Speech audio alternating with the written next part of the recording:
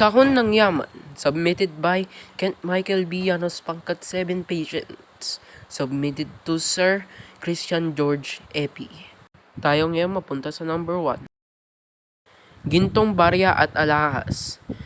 Makikita ito sa nilalarawan ngayon o kaya sa mga sinusuot ng tao at may dala silang barya. Ito ay sumisimbolo sa paghahanap ng kayamanan at mga rekurso tulad ng ginto, pilak at mga pampalasa or tawag dun spices na napakahalaga sa noong panahon ng kalakalan. Tayo ay masunod sa numero 2. Munting barko at mapa. Makikita ito sa nilalarawan. Ito ay sumisimbolo ng mga pangangailangan ng bagong rutang pangkalakalan. Ang mga kandurorin naman ay naghahanap ng mas mabilis na daan patungo sa silangang Asya upang mapadali ang kanilang kalakalan. Tayo naman ay mapunta sa numero number 3. Krus o Rehilyon.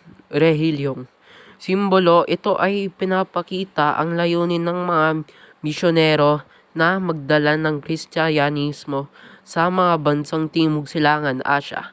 Bahagi ito ng kanilang misyon ng nagpapalaganap ng mga pampalataya. Etong krus na ito makikita sa nilalarawan na pinapakita ko ngayon. At tayo naman ay mapunta sa numero number 4. Librong pang-edukasyon. Sumisimbolo ito ng kaalaman at interes ng mga kanlurinan sa pagsasaliksik at pag-aaral ng kultura at ng mga bansang kanilang pinupuntahan. Makikita ang libro sa nilalarawan ko. Tayo naman ay mapunta sa numero number 5, last one.